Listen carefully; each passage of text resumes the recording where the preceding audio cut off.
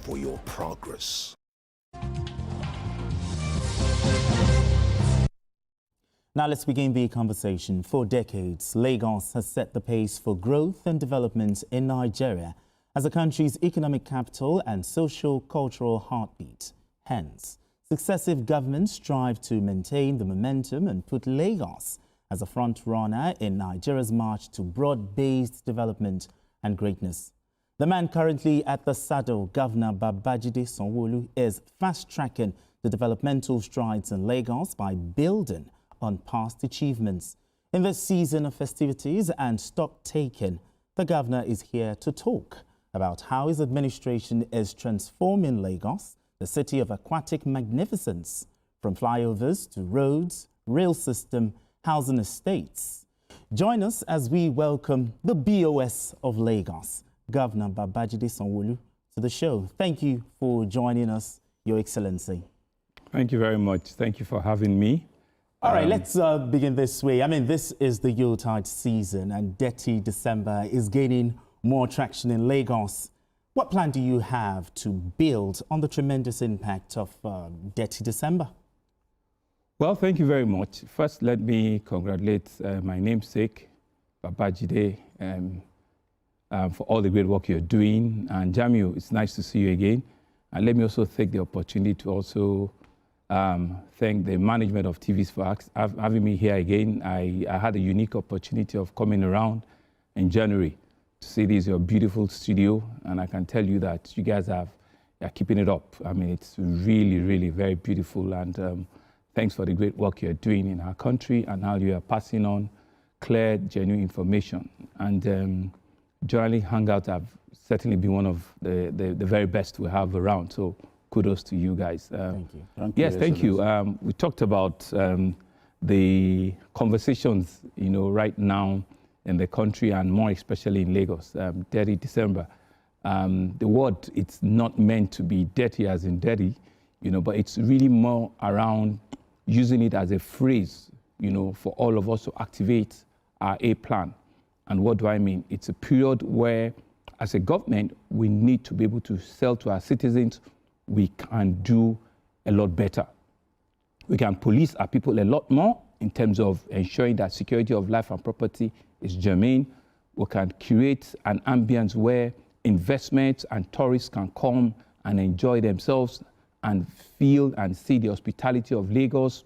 We can ensure that the entertainment capital that we call Lagos, Africa's entertainment capital that we call Lagos, can all come together, right? And we can showcase our rich cultural, entertainment capacity during this Yuletide season. We can open our doors to both local and international friends and brothers and sisters and visitors to come and experience, why Lagos is different. Why we just don't call it the center of excellence or state of aquatic splendor for them during this period to come and see it. So whilst we are doing all of that, we know that as a government, we need to push our A team out. We need to ensure that traffic management, our LASMA people, our police, our safety commission, our LASEMA, everybody needs to have, their eyes fully open. This morning, I was discussing with some of our security operatives, and I said, we're all sleeping with one eye closed these days because of our commitment for our citizens, for our visitors to have an exceptional experience, of Lagos. If you go around now at 2 a.m., 3 a.m., you'll see that LASMA are still working. They are still ensuring that they can push traffic, they can ease traffic congestion, they can get people home safely. If you go around the city, you see that police are everywhere around conducting, the safety procedures and ensuring that nobody is molested, nobody is harassed, just ensuring that people can feel the safety and the comfort of the city.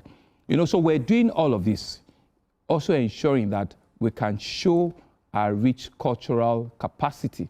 We can demonstrate that Lagos is very hospitable, Lagos is very accommodating, and Lagos is the place to be during this season. It's going to stretch us, there's no doubt, but we're waiting for it. We've planned for this. We've set out our goals. We're working with the private sector. It's not just us. We're ensuring that we can work with all of our vendors, all of our partners, all of our citizens, that are in this period. So we're hoping that the next 2-3 weeks will be a season where everybody that comes into our land, that comes to Lagos, feels the hospitality of our city. That's why it's called the Detty December. All right, Your Excellency, a lot of people are complaining about unnecessary price hikes by vendors and providers of accommodation and other services due to the Detty December rush. Lagos will lose the momentum if some form of price control isn't introduced. Now, what can the government do to address this? So interestingly, we've also heard this, and we've seen the reviews. Today is Monday. It was last week, Thursday. I called all the operators. If you have an hotel, if you have a club, if you have a restaurant, about 250 of them were their residents with my marina. And we had a 3-4 hour session. What was the discussion? The discussion was, how can we stop this kind of news or this kind of reviews that we're hearing? If someone has booked your hotel space or have booked an Airbnb or have booked for a restaurant in the past 3-4 months, and you have given commitments that there's availability, while all of a sudden they are showing up and you are telling them something has changed because maybe somebody wants to pay more money, that is losing the branding. That is not what we're going to accept or take in Lagos. You are spoiling our name and you are spoiling the reputation of our city. We all sat down, over 200 of us, 250 of us, last week Thursday, and we'll all agree that not only are we going to name and shame people that are going to be doing this, but the government is also going to come really hard on them. If you can prove that they have been a commitment, in which either they've made a deposit or they've given you a confirmation that you're expected at this point, and any other thing happens, let us know. The Ministry of Tourism, Arts and Culture has been well briefed. The Lagos State Safety Commission has been well briefed. The Lagos State Consumer Protection have been well briefed. So people should speak up. People should let us know so that we can, first correct them and let the full arm of the law, because we are not going to take this. This is a reputational thing that we said that we are not going to allow anybody to sort of like render that reputation, and throw it to the wind. So, we're aware. We've had a few cases and we admonished ourselves. They all agree that going forward, nothing like that will happen. But there'll still be one or two hard-headed people that would want to throw us under the bus. But what we've said and what we've agreed among ourselves, let us name and shame them. And the reasons are very simple. We explained to them, I did explain to them that what benefit will it be if you have a reputation in 2 weeks that you have damaged? How are you going to run your business for the next 11.5 months? Why would you let a little gain just because somebody wants to pay you extra naira, just for 2 weeks and render your entire brand into the gutters? Don't let it happen. Social media, international media is everywhere now. People will come out from your restaurant, people will come out from your club, and they will put a review there that we were well treated, they were courtesy, and we all agree that this is the proper thing to do. But if you have anybody that is going to bring us down, let us name and shame such people and let government, be able to deal with them accordingly. Okay. All right, BKO has a question for you. Okay, still talking about Detty December, yes. Mr. Governor, what is your administration doing to ensure that the high-risk areas, the what? The high-risk areas of Lagos are protected at this time? Because tourists like to move around. Certainly. They need that freedom to move around. So, Babajide, thank you very much. So, and I can put this on the table for you. I've got people called me 2-3 days ago and said to me, Mr. Governor, we haven't been to this country in 3 years, but for the first time, we traveled all the way from the international airport all the way to Lekki Phase 1. And guess what? We had street lights every single pole up until their destination. So meaning that's like a 40-45 kilometer journey, right? So what we're doing, or what we've done, is we're installing over 50,000 street light poles in Lagos. Hear me, 50,000. 50,000 at 20 meters apart gives you, almost 1 million meters of street light. That's over 1,000 kilometers. That's what we're installing in the city. That's what we're ensuring that we can light up everywhere in the city. That's number one. Number two, less than 2 weeks ago, I just added additional 100 vehicles to the security operatives, just so that they can enhance their capacity and capability and respond very quickly, less than 2 weeks ago, right? So very deliberate and very intentional. We had to give them resources that they require. We have to encourage them, and we have to continue to make sure that the city is ready for this. So we're lighting up everywhere. We're putting street lights all the places that we need to. We're encouraging our security operatives. We're actually also ensuring that all of the people that I mentioned, LASMA, LOMA, LASEMA, the Nigerian police, and the rest of it, whatever thing they require in terms of resource, in terms of fueling, in terms of, them working shifts, additional hours, those are some of the things we've agreed to. So we will do all of that. Those are the preparatory, but you will never, be able to speak security fully on a TV station. There are other things that we're doing, that will also, help us be able to respond very quickly, help us to be able to pick intelligence, very quickly. We have over 7,500 neighborhood watch. They are part of the security architecture that we have in the state. And they've all been briefed, they've all been activated. You see something, you say something. We're not going to wait until when an incident happened before they say something. So everybody that is in that architecture, right, have been well briefed. They are all aware of what are the rules, what should everybody do. And we're monitoring. Like I said, just this morning at 11, 12 o'clock, we had the unique opportunity of somebody supporting our Lagos State Security Trust Fund. This trust fund has been in existence for almost 20 years now. About 19 years we did at our last town hall meeting.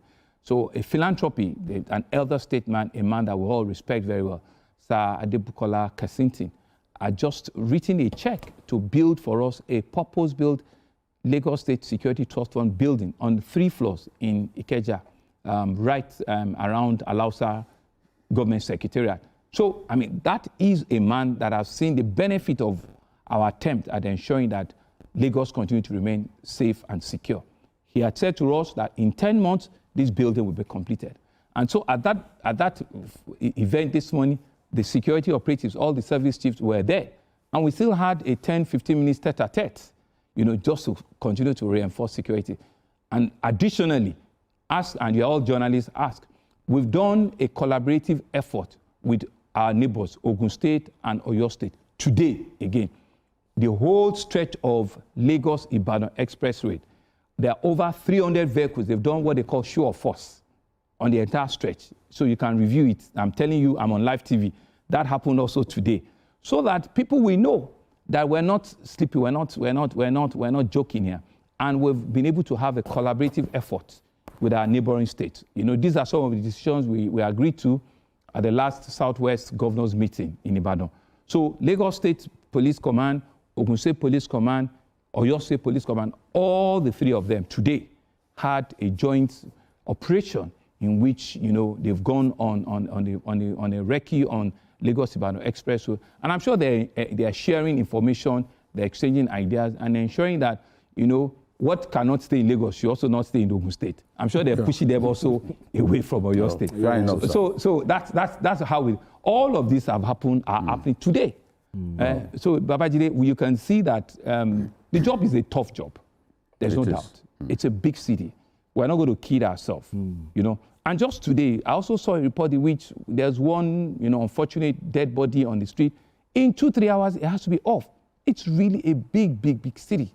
So one of the things that we're ensuring is that we will respond to whatever form of security challenge, whatever form of emergency in the shortest possible time. We've seen reviews where our emergency reviews, our emergency operatives, our first responders, our firefighters, they've responded to emergencies in 10, 15 minutes and been able to rescue life. These are the kind of things we still want to put in place to ensure that we're ready, we can accommodate all of our guests, all of our visitors. Everybody can have, a decent time in Lagos and go back, into the new year, into their respective locations. No, fair enough, Mr. Governor. one of the very significant things that your administration has done that some people... 2000. Largely what we're using them for now, right, is traffic management and traffic control, right? LASMA has a back-end control, command and control center. LASEMA also has a back-end control, command and control center. In fact, LASWA, which is the Lagos State Waterways, also have a back-end control and command center. You know, so what all of these people pick first for, you know, is their operations. How is LASMA telling us in the morning on the traffic radio, you know, where the traffic is moving to, what people need to see, where is traffic heading to? So we use all of that, you know. Then we also use it, you know, for deterrent, you know, on our VIO, you know, management. But the final point which now needs to happen is for us to be able to deploy these cameras for security operatives. In our emergency response team, we don't have the Nigerian police or the Lagos State Police Command sit with us all the time. We don't have them. You know, what we're responding to is we're dispatching, you know, calls, or we're dispatching response when it occurs, accident, you know, fire disaster, you know, building collapse, you know, and the rest of it. We deploy all of that, right? So, but they need to now help us, because if we have these cameras and we can pass it on to the police to say that an hour ago there's an incident that happened, this is the tape to it. You now need to go back and reprocess it and be able to now go after these perpetrators. We have not finally got into that, except there are specific requests from them that we can go back and pull it out. But what will be the ultimate aim? And Mr. President, I've started this. The ultimate aim is for us to have state police. If we do have state police, and from the name state police, then we can ensure that me as the governor, as the chief executive of the state, can integrate the entire architecture of the state police into our command and control center. And thankfully, Mr. President, I've said it privately, I've said it publicly, that is going to do everything within his power to see how the country evolves into state police. I have over 7,500 neighborhood watch. I can actually, push to get them to 10,000, 12,000 tomorrow, next tomorrow. So what you will see is that once we've been able to have this big backlog and clear them, then we all can sit together. The same information that LASMA has in terms of cameras, the same information that LASEMA has, the state police we'll all sit together and they will share it. That way you will see the comprehensive integrated security architecture now come the full circle, and it will come to play where information sharing, knowledge sharing, right, and ability to be able to respond to issues, quicker and faster. So that if anything happens, maybe it's fire service you need to have there, police needs to have there, safety commission needs to have there. It will be collaborative, and that's where we're heading to in a big city like Lagos. Thank you, Mr. Governor.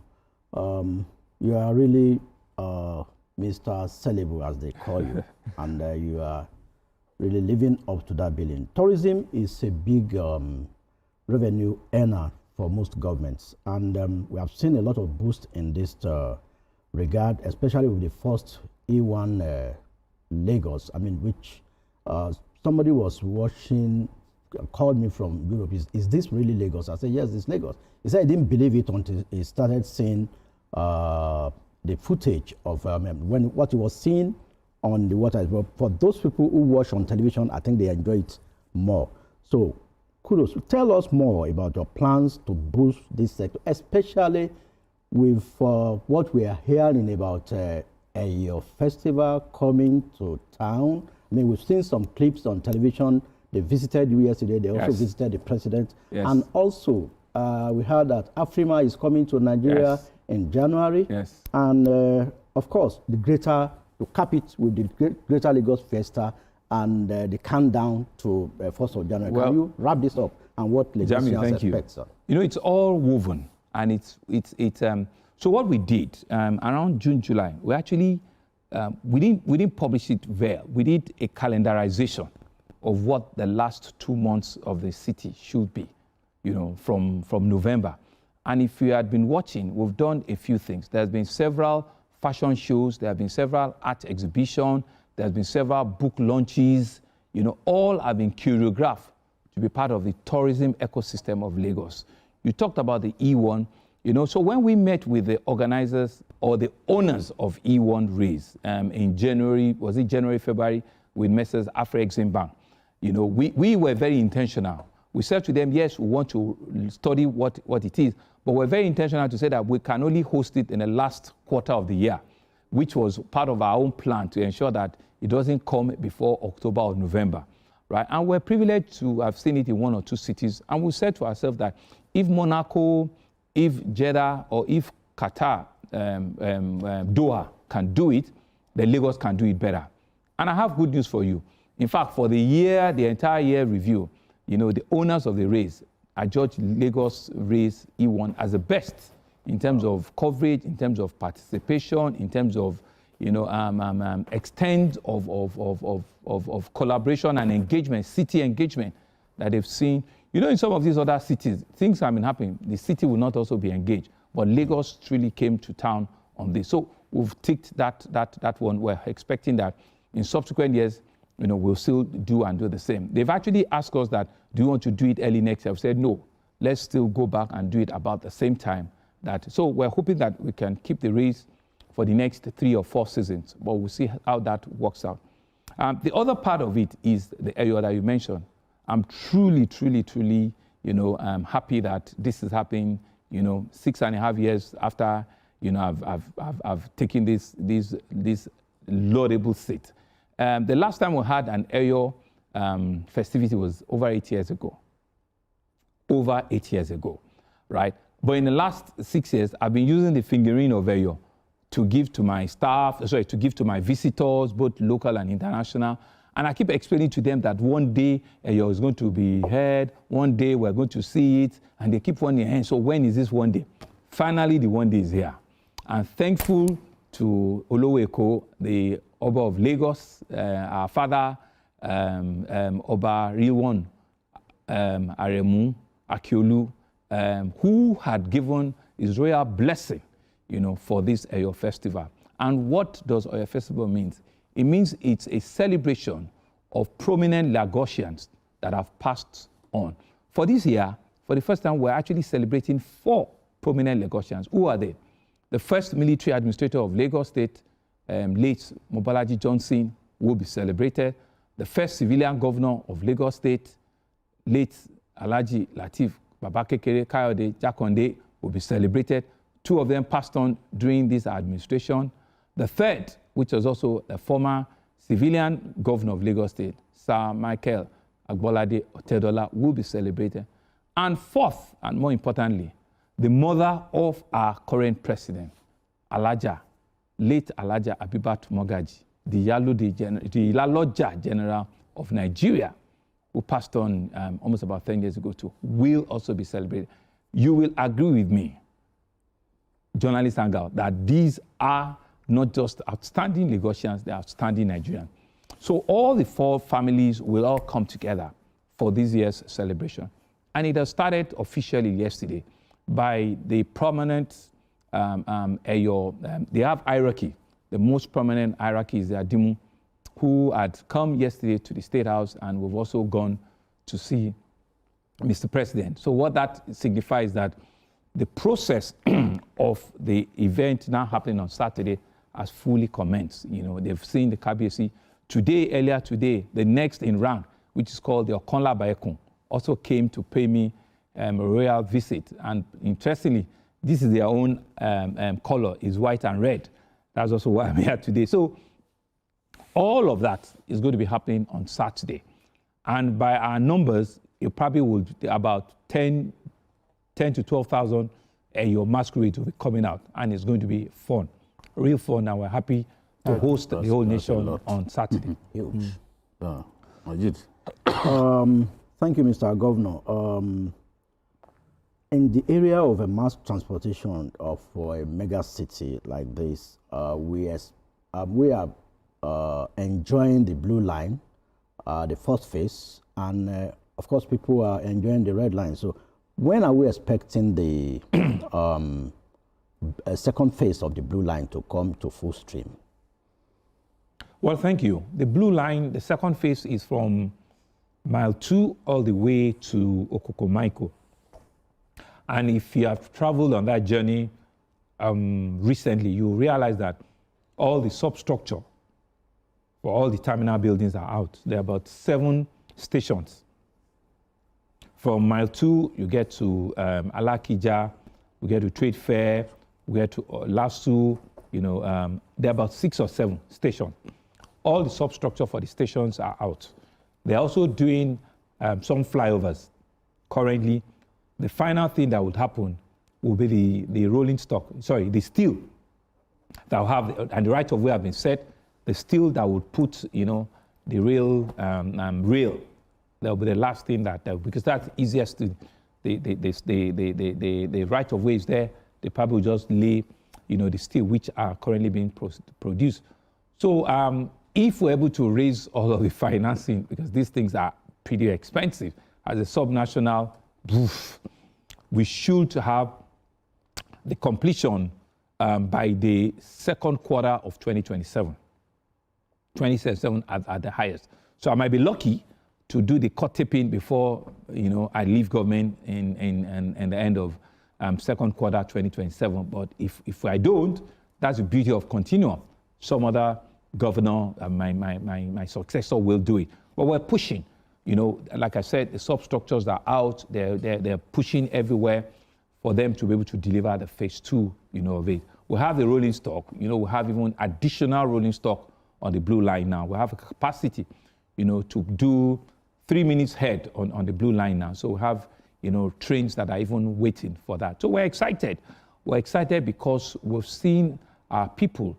Today, I'm told that we've moved over 7.5 million people, on that rail track, and it's electric. It's also a very clear, sustainable means of transportation because it's electric, and we're happy with the fact that there's not been one incident. We don't even expect there will be one anywhere, but there's not been any single incident. I mean, the commuters, the users, are happy. And with a short while from Marina, they get to mile 2, 6 stops or 5 or 6 stops, and they do a quick turnaround. So we're hoping that we can complete within the next 15 to 18 months the phase 2 of it. The substructures are out. If you drive on that way now, you'll notice, you will know that this is a station, this is a station, this is a station. The bridges are also coming. They're also coming out, and we're checking our numbers to be able to push them, and get them to completion end of 2026, first quarter, second quarter, 2027. That's on the blue line. Okay. All right, Your Excellency, let's talk about traffic management. Because despite the new coastal roads, Lagos is experiencing heavy traffic, most especially around Amadu Bello Way and Uzuba Mbadi Way. Now, what can the government do to ameliorate the problem? Well, I mean, the interesting thing about life, we're always a consequence of our own successes. We all want a bridge. Nobody wants it in front of his house. So we have been successful as a city, as a state. Go to New York. For you to move from 10 blocks, it will take you 30 minutes. You will need to come down, walk in 15 minutes instead of waiting your car for 30 minutes. I'm not giving an excuse. I'm laying a point. A big city like this, right, it will be difficult for us to say we're going to eradicate traffic completely. But what can we do? And I speak to what we can do with other major cities, is to ensure that we're not reliant on only one form of public transportation. What do I mean? We've talked about the rail as an alternative. We need to also now go to waterways. 1/3 of Lagos is all water, right? And you know too well that we need to be very deliberate and intentional by ensuring that we can push a lot of people on the waterways. And that's what we're doing, right? We had a project, which is an AFD funded project, which is called the Omieko project. It's a 400 million euro support, which is meant to enhance our capacity on the waterways. What will we be doing with this? We'll be buying 70 high-capacity ferries for the waterways. And all these ferries will be 100-seater, 120-seater, 150-seater. And most of them, from what I heard, will also even be electric, meaning that they also they will meet all of the greenhouse emission requests of sustainability that everybody is talking about today. So they are not going to be fueled by petrol or diesel, electric. This funding is also going to help us enhance, all of the various, terminals that we have. We have about 17 ferry terminals that will enhance, will push them. The plan is that in another 2 years to 3 years, we want at least about 40% of Lagosians to be moving on the waterways. So you can imagine, Jami, if we can get a lot of our people, to traverse on water. You are moving from Marina and you are going to Aja. Don't go on Lekki Ekpe Express. Go on the waterways. From your Blue Line station in Marina, hop on a ferry, and it will take you through the 5 Cowrie and straight on outside Lekki Phase 1. And in 30, 40 minutes, you'll be in Aja. You'll be in Aja, and you will have freed the road. Similarly, if you are going to other parts, you are going to Ikorodu, the similar thing will happen, so that we can release the traffic, on the roadways. That's number one. Number two is that even on the road, we can do what we call pulling. How do we need to do that? We're expecting additional high-capacity buses, electric vehicles, electric buses, and CNG buses from next year. With the partnership of our PPP, we're expecting about 500 at the first instance. Then the pooling system will happen. Not that they will have 500 vehicles on, if it becomes reliable. Because the thing about public transportation is reliability and comfort. The moment people know that it is reliable and comfortable, right, and predictable, well, reliability is predictability, they will leave their vehicles and, hop on it. So if all of this is happening, which is why under our Teams Plus agenda, we're doing integrated urban mass transportation system. Integrated meaning that all of those nodes must connect. The road infrastructure, the rail infrastructure, the waterways infrastructure must connect, because you can stop on one and enter the other, stop on one, enter the other. That's how we can effectively, over the next couple of years, solve our gridlock problem, very well. Second part is, which we all know, it's just the discipline on the road. People also are not just used to ensuring that they also conform the rules on the road. We're pushing a lot more traffic, signalization, traffic lights and the rest of it, so that people can obey these traffic lights. Once it is intelligent traffic light, it understands that when there's heavy traffic on a particular one, it gives you more green, than red. And that's how, you manage it, everywhere in the world. So I will answer the question very well. We will not have no traffic at all. Because I'm 23 million. Why am I going to put that? I cannot do underground. So I'm not going to kid you. It's real. Sure. But what we need to do is to plan our journey. Is for people to understand that, lab right, I also just invented about 3,000, taxis, which they're also meant to pull people and ensure that people can, move and have coordinated movement, So, but it's not to say that, it's not solving. We're seeing solutions. What has happened on the coastal road, and let me use this opportunity to tell Mr. President, I cannot but miss this. There are a lot of naysayers that never believed this 2 years ago. 2 years ago.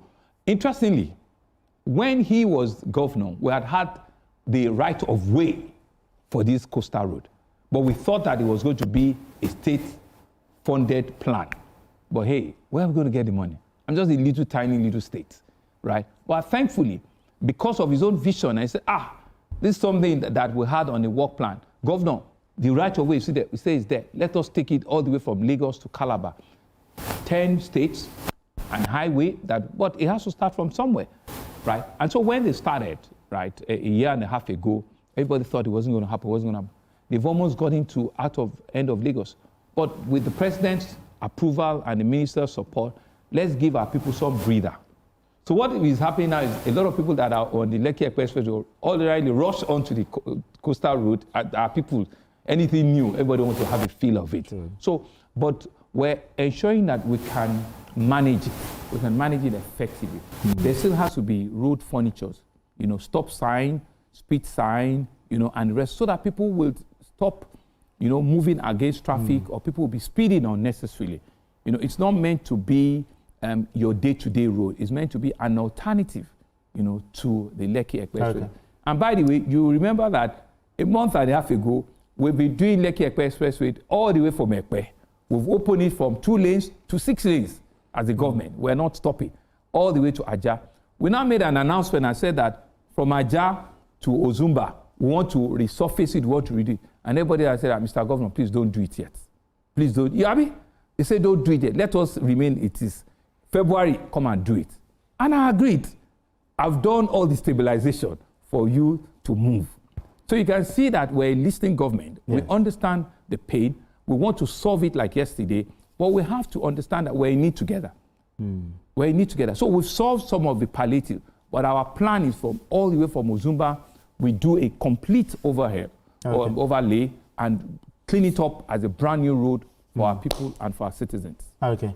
All right. In the area of infrastructure and inner city roads maintenance, there are some areas that need urgent intervention. I mean, areas like satellite towns, some parts of Ogba, Ikorodu. I mean, just to mention a few. What should Lagosians expect in this regard in 2026? Lagosians, call them now. What is happening in satellite town? You don't live there. I go there. I'm doing what is called the Ojo Road and the Old Ojo Road. We've finished phase 1. The phase 2 of it is on. It passes right in front of satellite town. CCCC is on the street. If it's a calling program, let people call in now and tell you what is the state of the road. We're not being partial about our development in Lagos. We're not looking and saying that it is only a privileged people that are on this side of town. No, it's everywhere. In Ikorodu, in fact, I would want you to join me first quarter next year when we'll be commissioning 3-4 highways in Ikorodu. Agri-Kishawa Road is one of the biggest road infrastructure in Ikorodu. Igbogbo-Bayeku Road, highway with bridges. HK to Ewe-Elepe, we've done phase 1 of it. It goes all the way to Beribe. My people in Ikorodu will know what I'm saying. These are major connecting roads for them. Yes, maybe there are now the inner roads that now need to be connected. Yes, we'll work with the local government, But the highways in Ikorodu, every one of them. And again, thank, the federal government. They're also helping on the, Ikorodu-Shagam Road, on the Ikorodu-Itoikin Road, just so that there'll be a lot of relief for our people. But we are taking the heavy lifting. I've mentioned 3 high major roads in Ikorodu now. The Agri-Ishawa Road, they know it. It's over 6 kilometers. It's on dual carriageway, 3 lanes, right? The Igbogbo-Bayeku Road, we've been on it for a while. I want to apologize, but we're rounding it up. We're keeping it very, very close to completion. The third one is Berigbe, the ones that go to Ijede, another one goes to Berigbe. We almost completed it. Arab contractors are on it. We're there. And satellite town, my people will confess to you that Navy Town Road, we've completed it. Buba Marua, which is Adio Mumuni Street, all around, satellite town and Navy Town Road, we've completed it. I went there to commission the phase 1 of the Ojo Road. It's called the Old Ojo Road. There's Old Ojo Road. I don't know which one, but they all run parallel to the Lagos Badagry Expressway. They are there, CCCC. So people we want to be held accountable. That we will finish it, we probably will not finish everything. Because, I will not kid you, but we're doing our utmost best and we're pushing it in all nooks and crannies of the state. Okay. Fair enough. Lagos is regarded as the smallest state in the country by land mass, but it's also home to about 23 million people. How challenging is it to manage resources to sustain Lagos' reputation as a city-state with GDP even higher than the GDP of some African countries? My namesake is tough. It's a lot of work, and I tell you, it's a lot of work. But thankfully, Lagos have also been blessed with leaders that have great vision. You know, from my father, the president, 20 years ago, who had laid some of a very strong foundation that we see today. And I'll give you one of the examples. You know, when he was governor and they were doing the master plan, you know, people always ask, what's the master plan? There is a road that we're doing now. We've completed it. We're going to we're going to plead for him to come and help us open it, which is the Okpebi-Mende Link Bridge, right? He had it in his master plan as way back as year 2001 with the same Julius Baja that have come to build it for me now, right? But because of the pressure and the funding that was not available then, so it was just something on the table, you know, and it was, you know, 20 years after or 22 years after this administration, you know, looking at the blueprint and seeing the benefit of that road connection now.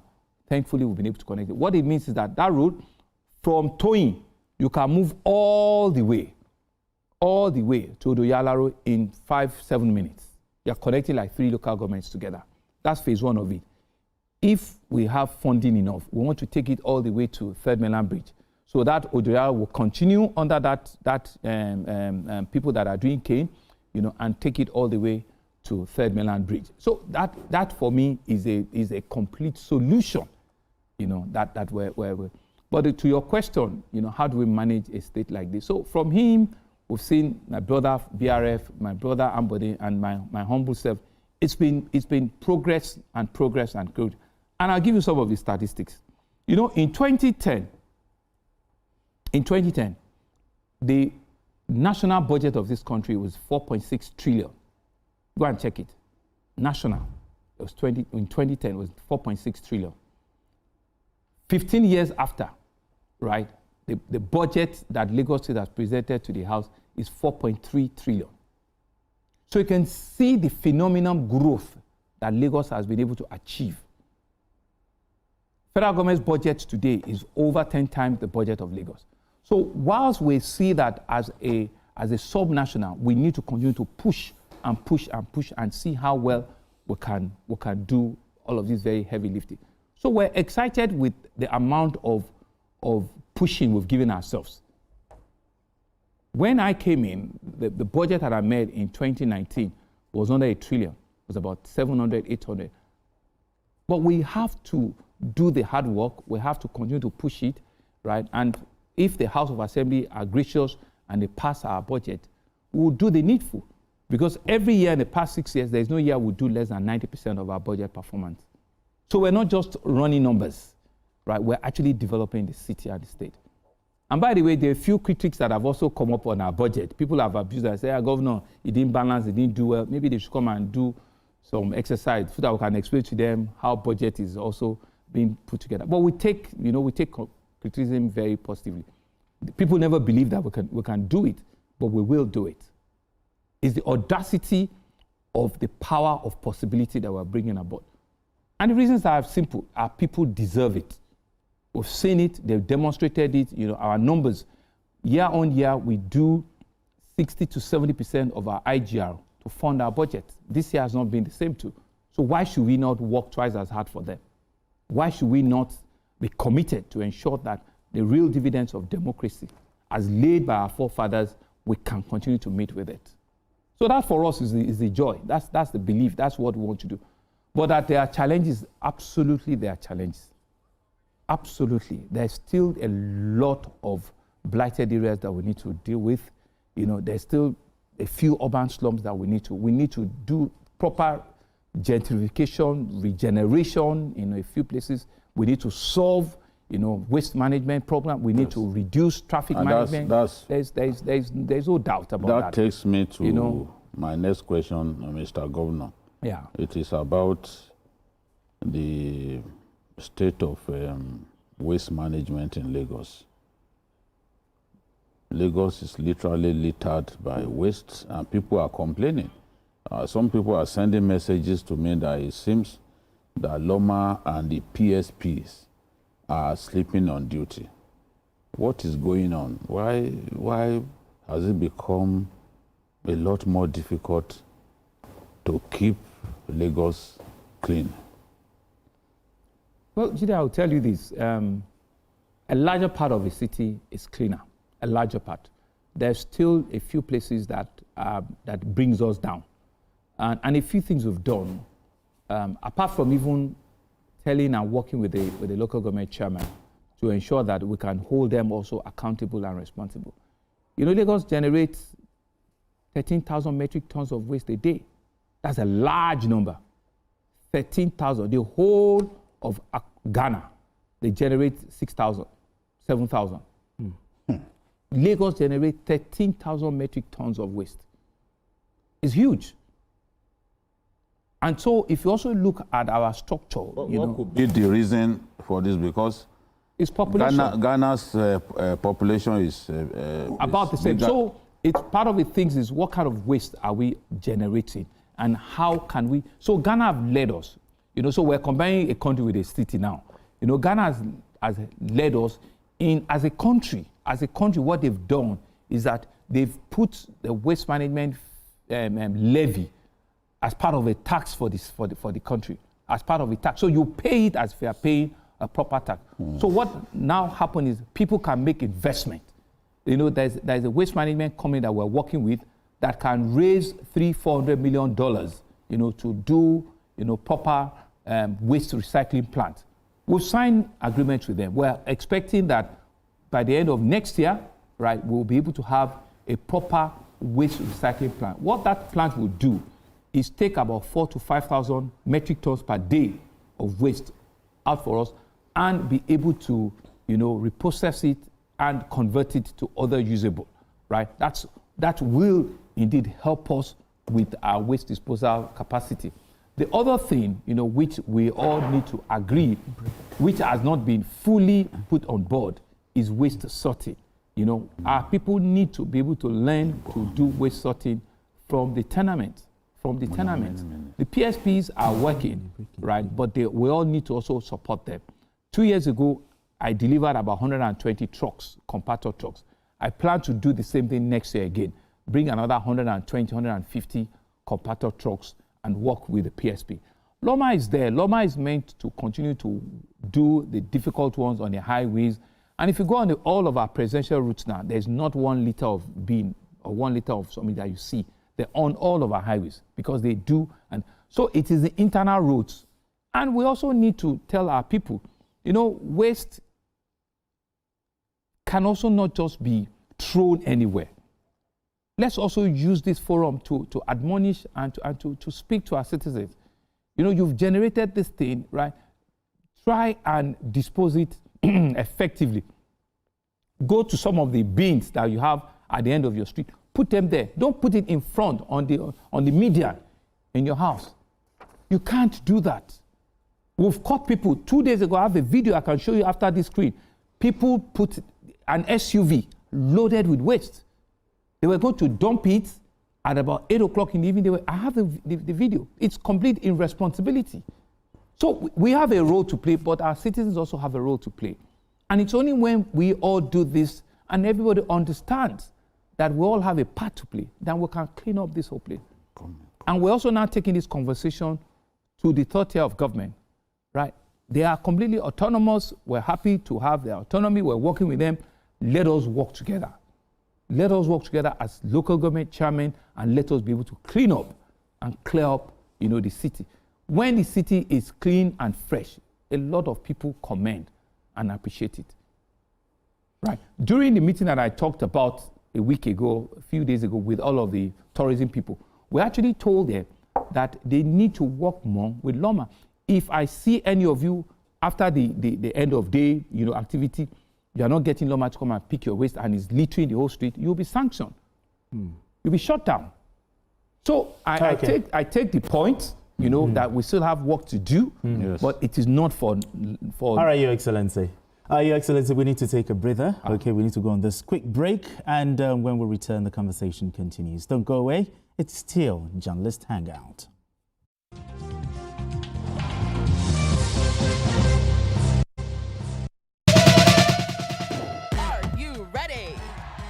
Hits Lagos, Nigeria for the 9th edition from the 7th to the 11th of January 2026. With a live simulcast to over 84 countries, it's going down. All African Music Awards. Join the movement. Be unstoppable. Join us live at the Eco Convention Center of Eco Hotel and Suites at Lagos, Nigeria. All African Music Awards happening in partnership with the African Union and the state government.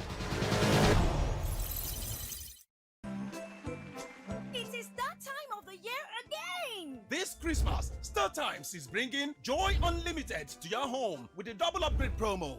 Yes, you heard it! Okay, here's the deal. Simply recharge 1 month on Nova, Basic and Classic and enjoy double upgrade for 1 month, while Super or Global subscribers enjoy 5 extra days for free. Or recharge for 2 months on Nova, Basic, Classic and enjoy double upgrade for 2 months plus 10 extra days, while Super or Global subscribers enjoy 20 extra days for free. Good deal, right? Sure it is! We have got something for everyone this festive season. From blockbuster movies, live sports, best kiddies content, premium Bollywood and novella series, and of course, exclusive shows like the Hello Mr. Right. To enjoy this offer, recharge between November 15th to January 15th at any StarTimes office or dealer outlets. The more the recharge, the more the magic. Terms and conditions apply. StarTimes. Enjoy digital life. When you say, make Nigeria no happen to you, me sef go say, make you no happen to Nigeria. You dey bypass your light meter. You dey jump queue. Yet, you dey wait make Nigeria change for you. My brother, my sister, you sef change. Oh yeah, see that Naija pikin wey pack dirty wey block gutter wey dey cause flood. Haba, Naija pikin, make we dey care for our environment. Gen Z is no one work. Now quick cash them they find. Just like that, boys don't turn Pablo. And girls? Hablets. Wetin dey happen? We dey argue online, spread fake news with our full chest, divide ourselves on top religion, tribe, and politics matter. But we go dey shout, no unity for Naija. My brother, my sister, unity begins with you. Someone japa, nobody wants stay. But who go fix Naija if no be you? Omo, you go stay o. Naija dey wait for us same way we dey wait for Naija. That the why National Orientation Agency don't bring this better ogbonge plan we go change the game. That na 7 for 7 agenda. 7 promises from leaders and 7 citizen codes.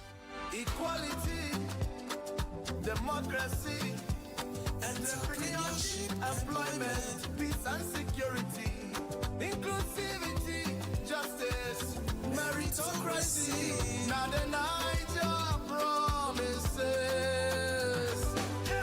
But without our own discipline, duty of care and tolerance, respect and true leadership, transparency we all need, environmental awareness, resilience in no go walk. 7 promises, them don't talk am. 7 codes, now we go do am o. No dey wait, no dey look face, join body make we run the race. Now you and me, now you and me, now you and me, go fix our Naija.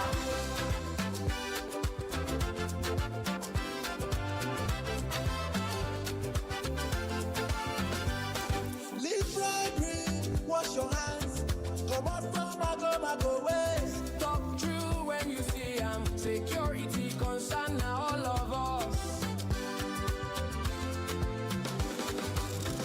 No dey complain about Naija, complaining no dey change am o. If you be true Nigerian, if you be ogbonge Naija, if we want better tomorrow, now we go make am work today.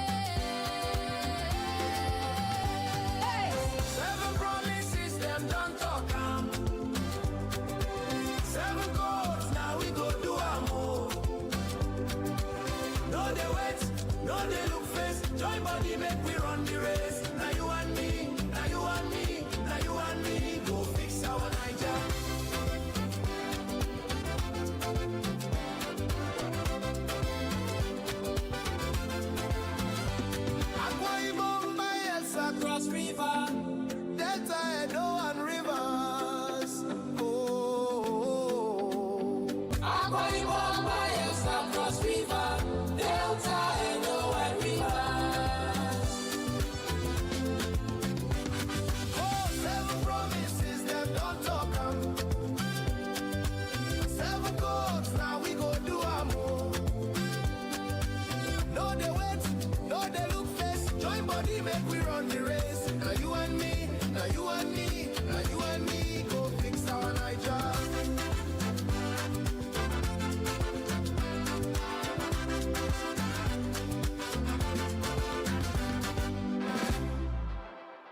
If we be true Nigerians, we go rise hand in hand. Uphold the 7 for 7 agenda for Niger, our hope, our pride, and our strength.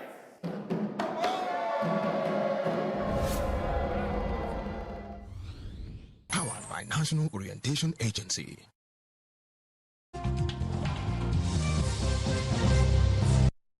All right, if you just joined us, it's still Journalist Hangout. I still have Majid Jami right here. BK is also with us. And we also have the #1 citizen in Lagos, Governor Babajide Sanwo-Olu. So, Majid, you have a question for the governor? Yeah, Mr. Governor, recently you were honored with some key awards. Of course, like you've won several Governors of the Year awards, Silverbird, New Telegraph, Vanguard.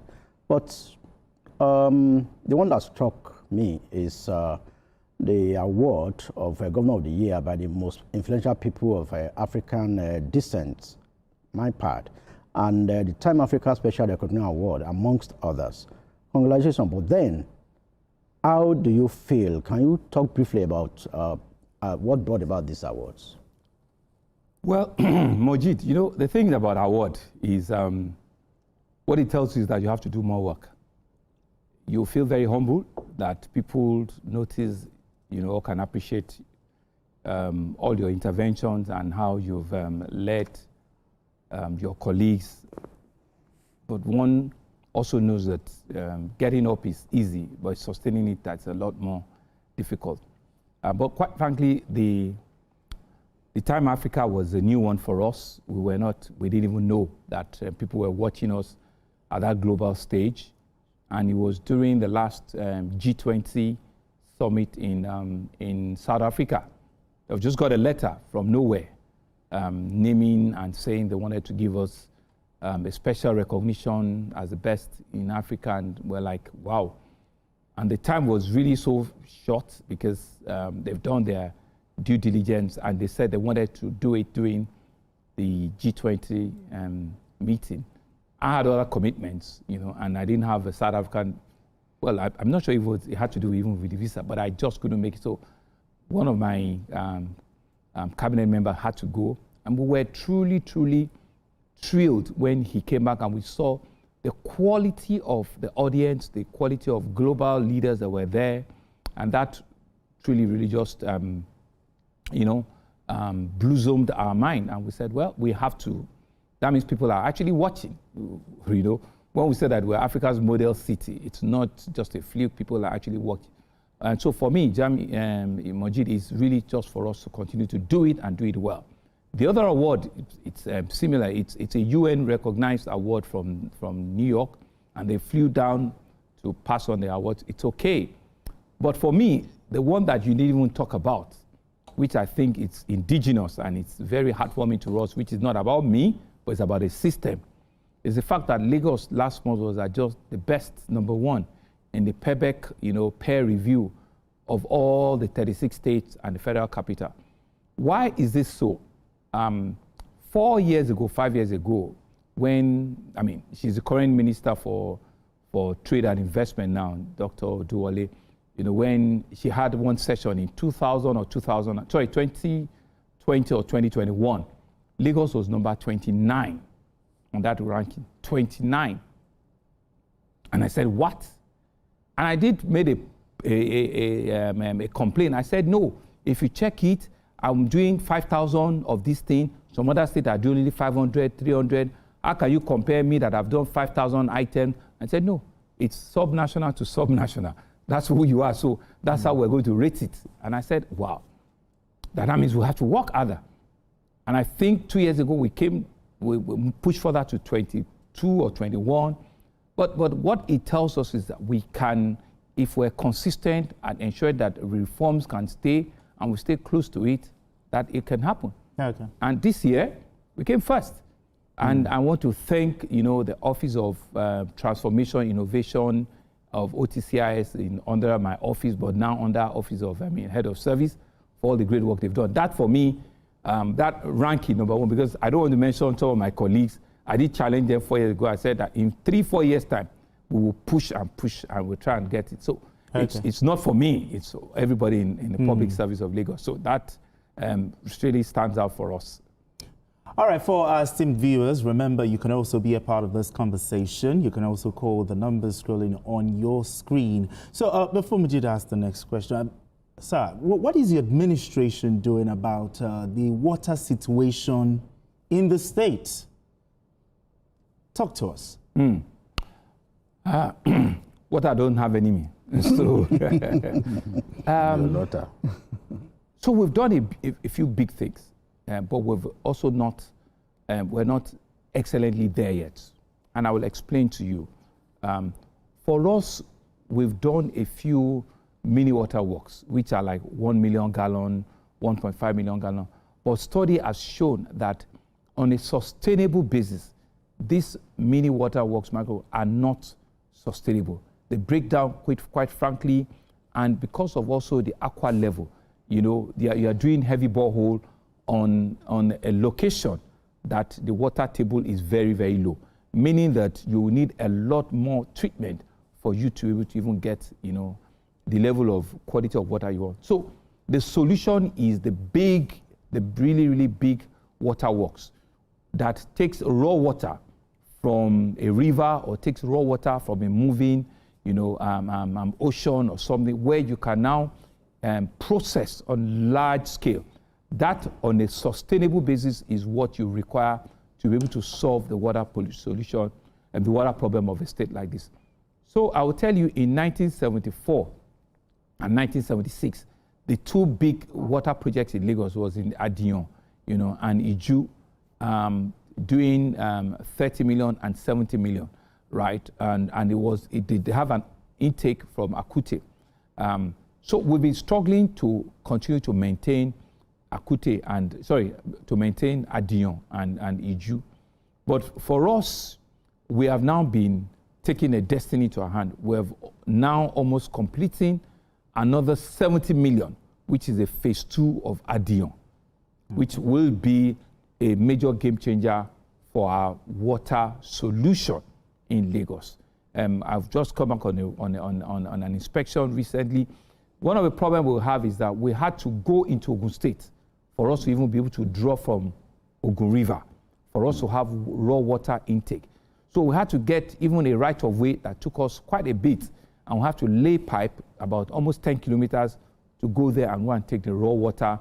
So all of that is now, being completed. And you see some of these big water is like 4 or 5 football fields all put together. That is the amount of the level of water and infrastructure that we're pushing the resources into. And from there, we actually can push water and regulate it, get to the Lagos Island, it will get to, Lekki, it will get to Victoria Island from Adion. So you can see how well and how far that will travel. That's what we're doing, and that's what we are. But in the interim, we're still fixing our small, mini water works. We just commissioned one about a week and a half ago in Ogba, which is meant to just serve Ogba, Ijaye, Agege, and its environs like that. We're going to Ikoyi, around Dolphin. We're also trying to complete the one that we have there. And we have partners, Water Aid, that is working with us to be able to wrap up, some of these water works. So in whole, what I would say is that, the solution is on the way. The amount of resource that is required to also be able to complete, this additional 70 to 80 million gallons per day is a lot, and we're pushing to get the envelopes all signed up. But the existing one, which is Adion, we're also doing extensive renovation. They're extensive. We're changing the entire headworks, we're changing the entire pumps, we're changing the entire intake so that they can have clear intake that because they've been on for over 60 years. So we need to change the entire process of that. That's one. Secondly, we also now need to build additional capacity for the water, for the power plants, because what you realize is that about 40 to 50% of water generation is also dependent on power. So we need to do independent power plants for these plants. So we have an existing 6 megahertz, which we are trying to wrap up to 10 to 12 megahertz, so that they can have enough capacity to take water and be able to transport it, to the needed locations. The final part will be how well we're able to do with reticulation, because we're scared that with this new water, when it comes in, existing pipes might give way because of the pressure, of the size and the amount. So we're thinking through, and we're hoping that we can do new reticulations that will take. All right, Your Excellency, we have Adetoro calling in from Ikorodu. Adetoro, let's talk. Hello, good evening. Yes, good evening. Good evening, Your Excellency. Good evening, Adetoro. Yeah. Please, sometime about 4 months ago, I wrote a letter to you, to your office, and I submitted it by hand that I want to see you on security issues in Lagos. Sir, if you get people, I think it is time we have checkpoints mounted somewhere on entrances to Lagos State. If you see the way people come in trailers from other states from the north, just let people stay at Kara around 3, 4 in trailers that they are coming to Lagos, and they get to Lagos. One keke now is 4.2 million naira. There are some people buying this thing for these people, and I have my fears. They have a purpose, because the way they have taken over the whole of Lagos now, I think the security of Lagos is under serious threat. I have my fears very seriously. Okay. If you see any part of Lagos, they are everywhere, and even people buying crap. Thank you. Thank you. We also have Dakpo on the line. Dakpo, are you with us? Good evening, yes, Mr. Governor. Good evening, Dakpo. Yes, thank you very much, sir. I've listened to you. You are doing a very wonderful job, and I pray for you that the Lord will see you through. Number one, when is Fagba Bridge going to be constructed? That's number one. Fagba Bridge, when is it going to be constructed? Over the rail line at Fagba. Okay. That's number one. Number two, when Abule Bridge was being constructed, 4 roads were used as alternatives. But out of the 4, only 1 was reconstructed. The 3 others were left dilapidated. That's number 2. Let me advise you, Mr. Thank you, because of our time. Let me advise you, sir. Well, I mean, thank you. So I'll take the second one first. Yeah, the Fagba, I'm aware of it. It's an overpass is on a red line. We've done 5 bridges now, from Ebutemeta to Yaba to Ikeja along, and right. I don't know if I should say this on air. So it's an agreement between ourselves and the federal government. We agreed for them to do 2.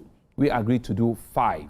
And I think we're having conversation on maybe they should help us so that we can do the. I know the exact bridges, because it usually causes agreed on, because we share the corridor together. It's still the same Lagos Ibadan rail line. So the MD of Nigerian Railway Corporation, who is a very good friend, Dr. Okpeifa, he's aware of it, and where the right of way is there. We're just going to try and see how quickly we can do that overpass. But I'm aware that we need to do a bridge overpass.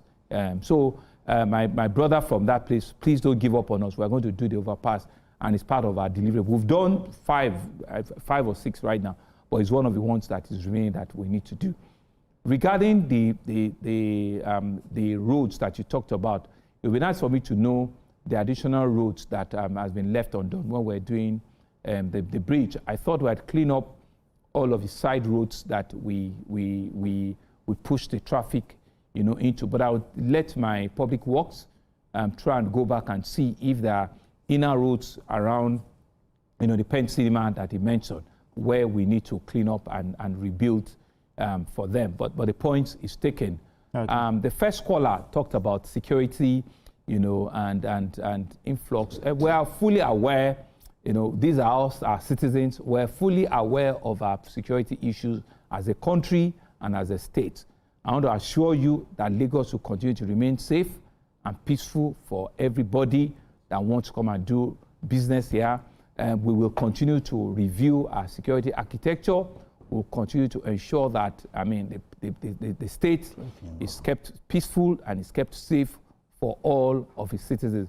We're fully aware that there's some security issues we don't need to say, online, but I thank the first caller for saying he had written to my office, around security, but we're fully on top of it, and we're doing everything to continue to keep the city safe and safe. All right, Your Excellency. States now earn more money from the Federation accounts. Now, talk to us. How has the reforms under President Bola Tinubu's administration's renewed hope agenda impacted governance and infrastructure development in Lagos State? Well, thank you very much. And the truth be said, it's true that the revenue accruing to states as subnationals and local government have had significant improvements under the administration of Asiwaju Bola Ahmed Tinubu, our President and Commander-in-Chief. Kudos to him and his government. There is absolutely no denying the fact, and we're grateful and we're thankful. The government has gone through its own challenges, and we can see that there's light coming down the tunnel, and some of them are clear for us to see. This time last year, we're all struggling to buy rice at about 100,000 or thereabout. Today, I even have, stock of rice that I'm selling, and I've had to drop my prices from 60,000 to 58,000 to 55,000. Maybe we're still going to sell even at the rate that is further down. So what am I saying is that there has been significant improvement in the social economic lines of our country. There is no doubt about that. The country has other levels of challenges, and that's why we're in government. There will be challenges, but there are lines in which we've done this. The federal government has done exceedingly very well, and revenue happens to be one of them. They've been able to block the loopholes. They've not increased any taxes for anybody. They've not increased any rate. The new tax bill haven't come into effect. So what has happened is a lot more people have been put, to block the loopholes, ensure that compliance, are in order, and they've been able to monitor and ensure that proper revenues are accounted for. So kudos to them, and let's say it. And so for us, we're thankful, and it's what has helped us to be able to do a lot more. It's also what has helped us for us to be able to intervene in critical infrastructural, development that we see.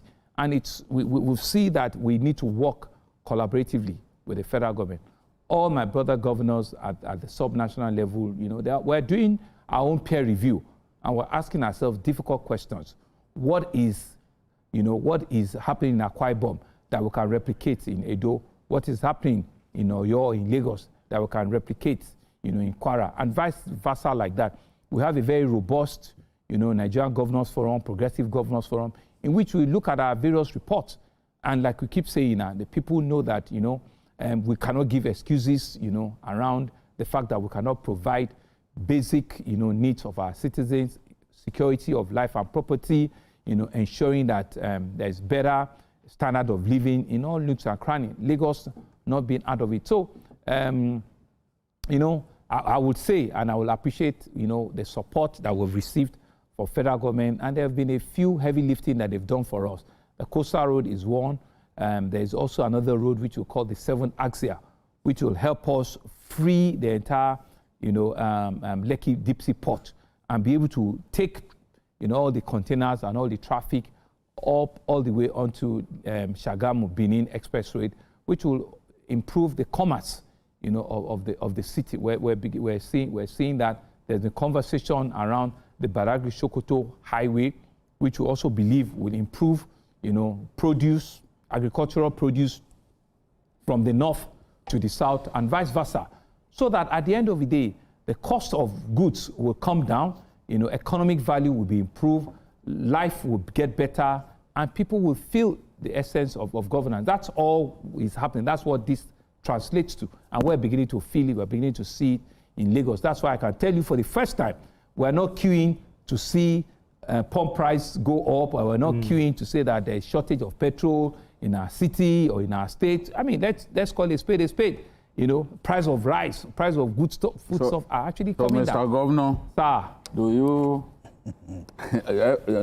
everything put together, do you think President Tinubu stands a good chance of being re-elected? There are people who tell me, oh, this next election is going to be between Nigerians and the APC.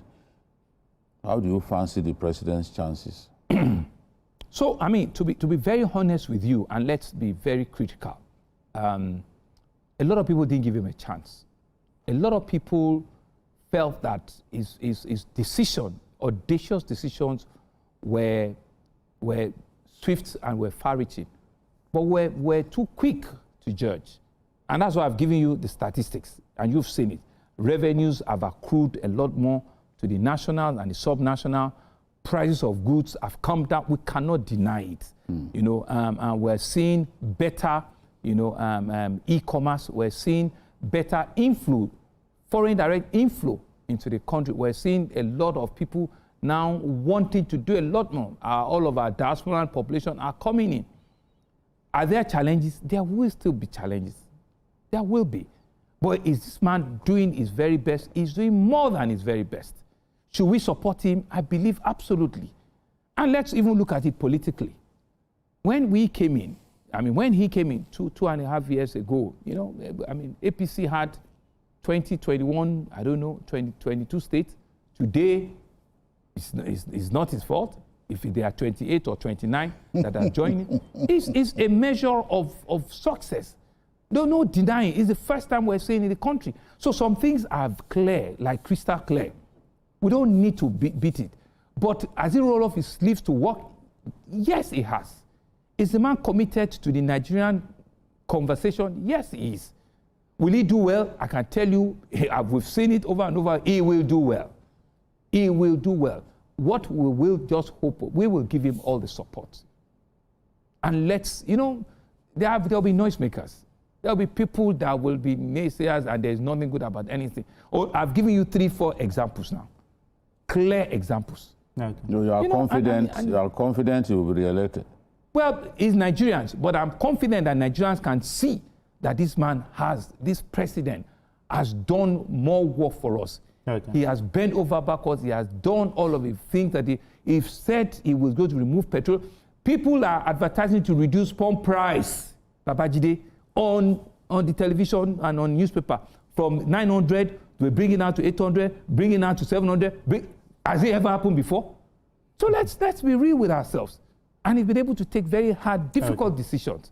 So Nigerians, the call is yours. Right. But I can tell you, they will do it for him again. All right, Your Excellency. It's a beautiful conversation. We really enjoyed the conversation. Thank you. Yes. Gentlemen, what do you think? The response of the governor to some of the hard questions. We see perhaps some questions to ask him, but we've got to let him go and continue his job of leading Lagos the right way. Exactly. So that's why we are leaving him alone. Otherwise, we could have continued fire 10 more questions. 10 more questions, exactly. We have several massive hospitals, several. Lots of it, but our time. I'm sure he will be back, so you can't answer all the questions in one day. Absolutely. Majujani, thank you so much. Always a pleasure. Doing this with us. Appreciate you. BKO, as always, thank you so much. Your Excellency, thank you so much for joining us on Journalist Hangout. It's been an honor. It's been an honor to have me. And that's it on Journalist Hangout today. Join us tomorrow for another episode of the program. You can watch the repeat broadcast of this episode tonight at 11 Join us on Sunday from 1:30 to 3:30 p.m. for Journalist Hangout on Sunday. We are on YouTube at youtube.com/TVC News Nigeria. I am Benga Oreshegun. Bye for now, and God bless Nigeria.